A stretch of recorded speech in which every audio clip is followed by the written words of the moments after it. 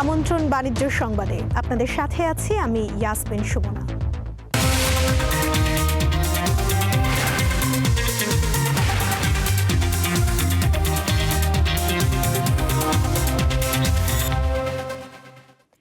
Share বাজারের সম্পদ ব্যবস্থাপক company LR global Bangladesh asset ম্যানেজমেন্টের প্রধান নির্বাহী ও প্রধান বিনিয়োগ কর্মকর্তা রিয়াজ ইসলামকে পুঁজিবাজারে আজীবনের জন্য নিষিদ্ধ করা হয়েছে। সম্পদ ব্যবস্থাপক প্রতিষ্ঠানটির ব্যবস্থাপনায় থাকা 6টি মিউচুয়াল ফান্ডের অর্থের অপব্যবহারের দায়ে তার বিরুদ্ধে এই ব্যবস্থা নিয়েছে পুঁজিবাজার নিয়ন্ত্রক সংস্থা Bangladesh securities and exchange commission BSEC. কমিশনের মঙ্গলবারের সভায় এই সিদ্ধান্ত নেওয়া হয়। একই ঘটনায় যোগসাজশের দায়ে বিএসইসির সাবেক চেয়ারম্যান শিবলি রুবায়াতুল ইসলামকেও পুঁজিবাজারে আজীবনের জন্য নিষিদ্ধ ঘোষণা করা হয়েছে। যদিও এর আগে বেক্সিমকোর বন্ডের অনিয়মের দায়ে শিবলি রুবায়াতুল ইসলামকে নিষিদ্ধ করা হয়েছিল, এখন আরেকটি অনিয়মের ঘটনায় তাকে পুনরায় শেয়ার বাজারে নিষিদ্ধ ঘোষণা করেছে বিএসইসি। ওই দুই ব্যক্তিকে নিষিদ্ধ ঘোষণার পাশাপাশি 6টি ফান্ডের ব্যবস্থাপনার দায়িত্ব থেকে সম্পদ ব্যবস্থাপক প্রতিষ্ঠান এলআর গ্লোবাল বাংলাদেশ অ্যাসেট ম্যানেজমেন্টকে বাদ দেওয়ার সিদ্ধান্তও নিয়েছে সংস্থাটি।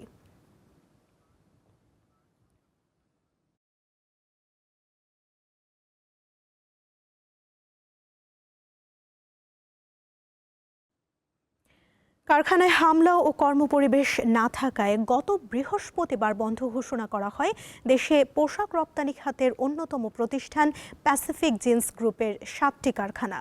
বন্ধ থাকায় এসব কারখানা আগামীকাল বৃহস্পতিবার থেকে পুনরায় খুলছে। প্যাসিফিক জিন্সের ব্যবস্থাপনা পরিচালকের সই করা বিজ্ঞপ্তিতে এই তথ্য জানানো হয়। বন্ধ থাকা 7 কারখানা হলো Pacific jeans, jeans 2000, universal jeans, NHT fashion, Pacific accessories, Pacific workwear ও প্যাসিফিক অ্যাটায়ার্স। এর মধ্যে প্যাসিফিক জিন্সের কারখানা 2টি ও ইউনিভার্সাল জিন্সের ইউনিট 4টি। বিজ্ঞপ্তিতে আরও বলা হয়, সার্বিক পরিস্থিতির উন্নতি হওয়ায় এবং কারখানা খোলার অনুকূল পরিবেশ তৈরি হওয়ায় কর্তৃপক্ষ বৃহস্পতিবার থেকে কারখানা পুনরায় খুলে দেওয়ার সিদ্ধান্ত গ্রহণ করেছে।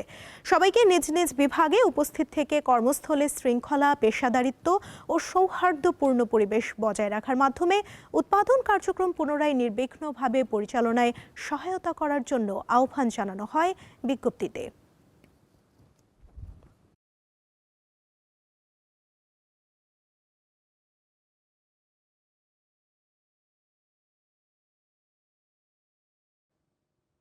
রাজধানীর মিরপুরে বিআইবিএম অডিটোরিয়ামে চলছে ব্যাংক খাতের সাইবার সিকিউরিটি নিয়ে আলোচনা সভা। সেখান থেকে যুক্ত আছেন আমাদের সহকর্মী শাহরিয়ার ইমন। ইমন, বক্তারা এআই এবং ব্যাংকের সাইবার নিরাপত্তা বিষয়ে কি পরামর্শ দিচ্ছেন?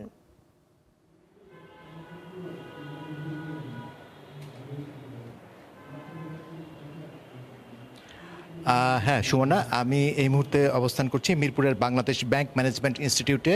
এখানে আপনার সাইবার সিকিউরিটি নিয়ে একটি গোল টেবিল বৈঠক চলছে, যেখানে আপনার আলোচনায় অংশ নিয়েছেন দেশের ব্যাংকাররা রয়েছেন, আপনার এখানে বিভিন্ন অর্থনীতিবিদ এবং একই সাথে বিভিন্ন ব্যাংকের এখানে প্রধান নির্বাহী সিইও সহ অনেকেই উপস্থিত রয়েছেন। তো এখানে আসলে আপনার একটি কথা কিন্তু বারবারই উচ্চারিত হচ্ছে, সেটি হচ্ছে যে আমাদের যে ব্যাংক খাতের যে নিরাপত্তার ক্ষেত্রে যে সাইবার সিকিউরিটি যেটি বলা হয়, অর্থাৎ এই সাইবার সিকিউরিটির ক্ষেত্রে কিন্তু ব্যাংকগুলোর বিনিয়োগ অনেক কম, প্রয়োজনের তুলনায় অনেক কম। তো সেটি নিয়ে আসলে কি করা যেতে পারে সেটি নিয়ে আলাপ আলোচনা চলছে। তো এই মুহূর্তে আসলে এইটি নিয়ে আমরা একটু বিস্তারিত কথা বলবো। আমাদের সাথে এই মুহূর্তে যোগ দিচ্ছেন মেঘনা ব্যাংকের হেড অফ আইটি ইনফ্রাস্ট্রাকচার জনাব মোহাম্মদ খালিদ হোসেন। আমরা তার কাছে একটু জানার চেষ্টা করব। জনাব খালিদ হোসেন, আপনাকে স্বাগত জানাচ্ছি মেঘনা ব্যাংকের। আমাদের মেঘনা ব্যাংক নিয়ে আপনার কাছে আমরা জানতে চাইবো যে আপনারা আসলে সাইবার সিকিউরিটিটা শুধু আপনাদের ব্যাংক না, সবগুলো ব্যাংকে আপনারা কিভাবে ইমপ্লিমেন্ট করছেন? ধন্যবাদ।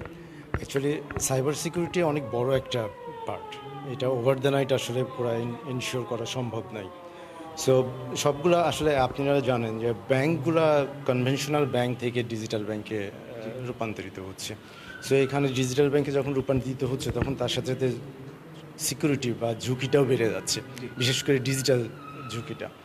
সো এই ডিজিটাল ঝুঁকিকে রক্ষা করতে গেলে এবং কাস্টমারকে প্রোটেক্ট করতে গেলে এটা একটা সমন্বিত আয়োজন দরকার, যেটার জন্য আসলে প্রত্যেকটা ব্যাংকের আগে প্ল্যাটফর্মটা রেডি করতে হবে, দেন তারপরে হচ্ছে আপনার যেতে হবে যে ঝুঁকিটাকে মিটিগেট করার জন্য। সো এর জন্য যেমন একটা বড় ইনভেস্টমেন্টের দরকার, তেমন সময়েরও দরকার। আর আমাদের এখানে যেটা হয় সেটা হচ্ছে যে আমাদের শুধু ব্যাংকিং ইন্ডাস্ট্রি না, যে কোনো ইন্ডাস্ট্রিতে আপনি জানেন যে পর্যাপ্ত এক্সপার্টিস নেই, এবং দেখা যাচ্ছে যে সলিউশনগুলো বা টেকনোলজিগুলো অ্যাডাপ্ট করতে আমাদের এখানে বেশ সময় লেগে যায়।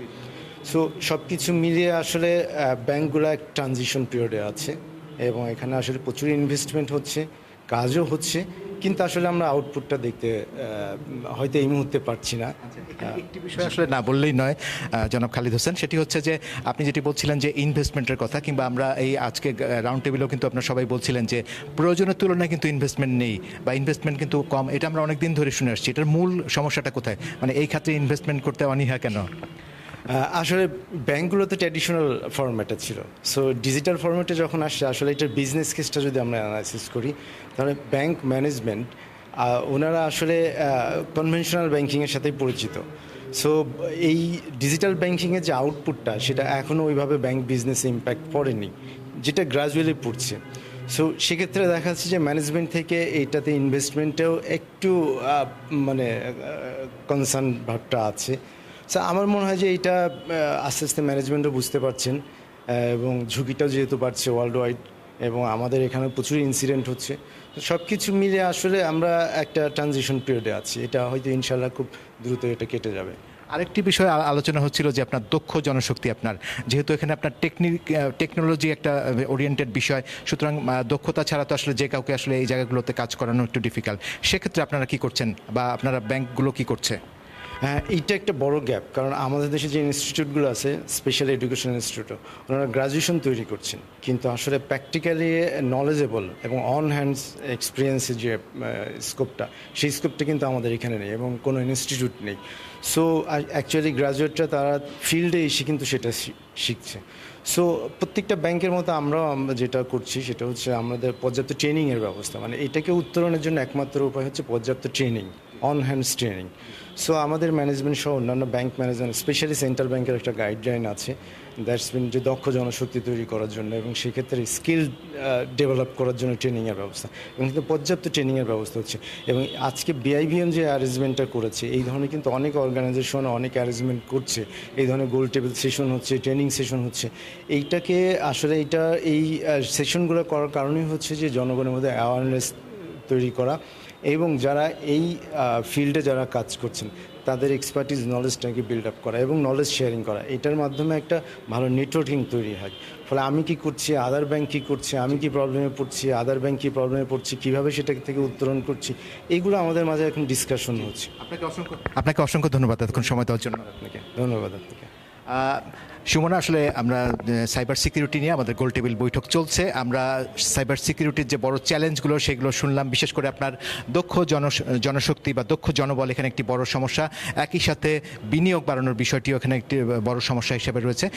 বিশেষ করে ব্যাংকগুলো আসলে কিভাবে তাদের এই সমস্যাগুলো কাটিয়ে উঠবে সেগুলো নিয়ে কিন্তু আপনার এই রাউন্ড টেবিল বা এই গোল টেবিল বৈঠকে আলোচনা হচ্ছে। তো ইয়াসমিন, সুমনা, আমার হাতে এখন পর্যন্ত এতটুকু ছিল রাজধানীর মিরপুরের বিআইবিএম থেকে। ইমন, আপনাকে ধন্যবাদ। হবিগঞ্জে পুরোদমে চলছে আমনের আবাদ, কিন্তু সরকার নির্ধারিত মূল্যে মিলছে না সার। সংকট দেখিয়ে বস্তা প্রতি 200 থেকে 800 টাকা পর্যন্ত বেশি নেওয়া হচ্ছে বলে অভিযোগ চাষিদের। এই অবস্থায় জমিতে পর্যাপ্ত সার দিতে পারছেন না অনেকেই। হবিগঞ্জের হাওরে এখন আমন ধান চাষে ব্যস্ত কৃষকরা। প্রত্যাশিত ফলন ঘরে তুলতে ইউরিয়া, টিএসপি, ডিএপি ও এমওপি সারের ব্যবহার করছেন তারা। সরকার ইউরিয়া সারের 50 কেজির বস্তা 1350 টাকা, এমওপি 1000 টাকা, টিএসপি 1350, ডিএপি 1050 টাকা নির্ধারণ করলেও খুচরা বাজারে অতিরিক্ত দামে বিক্রি করছেন ডিলাররা। বেড়েছে কীটনাশকের দামও।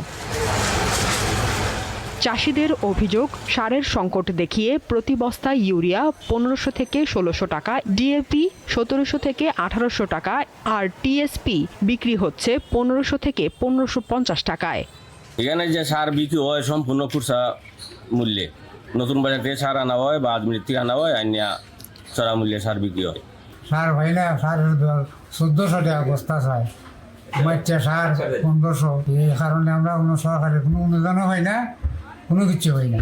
সরকারি মূল্য কোনো আমরা পাই না। আমরা সরকারি ডিলার নাই, খুচরা নাই, আর আমরা বাজারে কোনো সরকারি ডিলার নাই, আর সরকারি মালও পাই না। যদি সারগুলোর যদি দাম না কমে বাড়তি থাকলে আমাদের মতন কিছু বাঁচার মতো কোনো পথ নাই। কৃষি সম্প্রসারণ অধিদপ্তর বলছে ডিলারদেরকে সারের দাম নির্ধারণ করে দেওয়া হয়েছে। এটি নিশ্চিতে বাজার তদারকি করা হচ্ছে। প্রত্যেকটা দোকানে যে মূল্য আছে মূল্য নির্ধারণ করতে সার নেওয়ার পরে তার প্রাপ্তি স্বীকার মানে ক্যাশ মেমো নিবে আর কি। এই জন্য আমরা আসলে প্রত্যেকটা সারের দোকানে আমাদের যে উপশহরে কৃষি কর্মকর্তা আছে যেহেতু এখন প্রি পাওয়ার চলছে, রোপণ কার্যক্রম দেখতেছে, সার দেওয়া অত্যন্ত জরুরি। কাজে আমরা প্রত্যেকটা জায়গায় আর কি উপশহরের কৃষি কর্মকর্তাদের সংযুক্ত করে দিচ্ছি যাতে কোনো ক্রমে সারের মূল্য ডিলাররা বেশি না নিতে পারে কৃষকদের কাছ থেকে। কৃষি সম্প্রসারণ অধিদপ্তরের তথ্য মতে চলতি মৌসুমে হবিগঞ্জে আমন ধানের আবাদ হয়েছে 90,336 হেক্টর জমিতে। দীপ্ত বার্তাকক্ষ। জাতীয় অর্থনৈতিক পরিষদের নির্বাহী কমিটির একনেক সভায় 13টি প্রকল্প অনুমোদন দেওয়া হয়েছে। এসব প্রকল্পে মোট ব্যয় ধরা হয় 1,988 কোটি টাকা।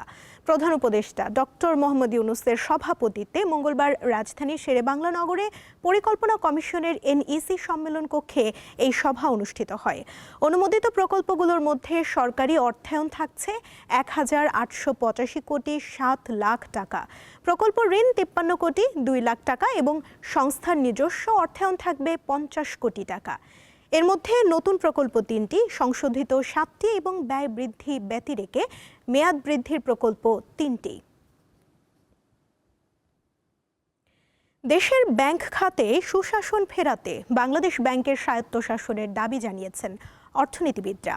তাদের দাবি, গভর্নর পদে রাজনৈতিক নিয়োগ বন্ধ করতে হবে। মঙ্গলবার PRI এর আলোচনায় বক্তারা এমন অভিমত দেন। এতে বিএনপির স্থায়ী কমিটির সদস্য আমির খসরু মাহমুদ চৌধুরী জানান, কেন্দ্রীয় ব্যাংক সহ আর্থিক খাতের গুরুত্বপূর্ণ প্রতিষ্ঠানে রাজনৈতিক নিয়োগ না করার পক্ষে তার দল। 1972 সালে গঠনের পর থেকেই দেশের আর্থিক খাতের নিয়ন্ত্রক সংস্থা বাংলাদেশ ব্যাংক স্বায়ত্তশাসিত প্রতিষ্ঠান হিসেবে বিবেচিত হচ্ছে। কেন্দ্রীয় ব্যাংক পরিচালনা ও নিয়ন্ত্রণের ক্ষমতা গভর্নরের ওপর ন্যস্ত, আর সরকার 4 বছরের জন্য যে কাউকে গভর্নর নিযুক্ত করতে পারেন। মেয়াদ শেষে তার পুনর্নিয়োগের সুযোগ থাকে। এমন বাস্তবতায় বারবারই সামনে উঠে আসছে কেন্দ্রীয় ব্যাংকের স্বাধীনতার বিষয়টি। মঙ্গলবার বেসরকারি গবেষণা সংস্থা PRI এর গোলটেবিল বৈঠকেও এটি গুরুত্ব পায়। রেগুলেটরি ইন্ডিপেন্ডেন্স অর্থাৎ এই যে ব্যাংক লাইসেন্সিং, এই ব্যাপারেও আমাদের ইতিবাচক সিদ্ধান্ত নিতে হবে। Should govern monetary policy and not narrowly defined political agenda. That our currency is overvalued, the real effective exchange rate, এবং সেটা ক্ষতিপূরণ আজকে পুরো ইকোনমি আমরা বহন করছি। সেখানে যদি আমরা একটা প্রপার ফাংশনিং সেন্ট্রাল ব্যাংক পেতাম, নিশ্চয়ই আমরা এই বিপদে পড়তাম না। কেন্দ্রীয় ব্যাংককে রাজনৈতিক হাতিয়ার হিসেবে ব্যবহার না করার দাবি ওঠে আলোচনায়। বাংলাদেশ ব্যাংকের পেশাদারিত্ব বজায় রাখার দাবি জানান বক্তারা। রাজনৈতিক একটা হস্তক্ষেপ ছিল, রাজনৈতিক হাতিয়ার হিসাবে এই কেন্দ্রীয় ব্যাংকটা ব্যবহার করা হয়েছে to not only to provide loans two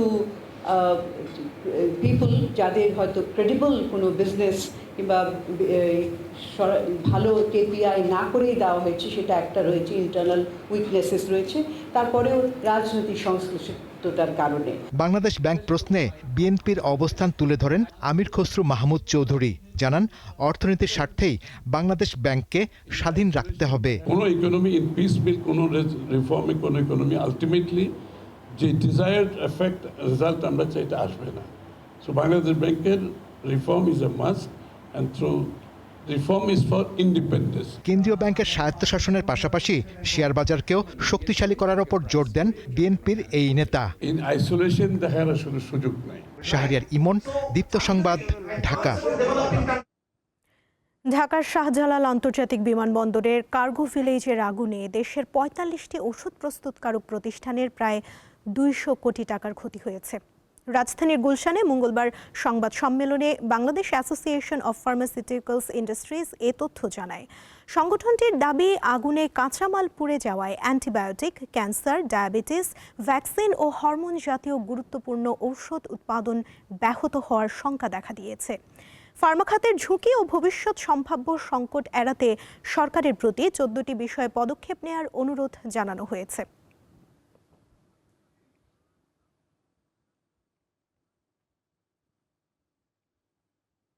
এই ছিল এখনকার দীপ্ত বাণিজ্য সংবাদে। এরপর দীপ্ত আন্তর্জাতিক সংবাদ দেখার আমন্ত্রণ জানিয়ে শেষ করছি। ধন্যবাদ সবাইকে।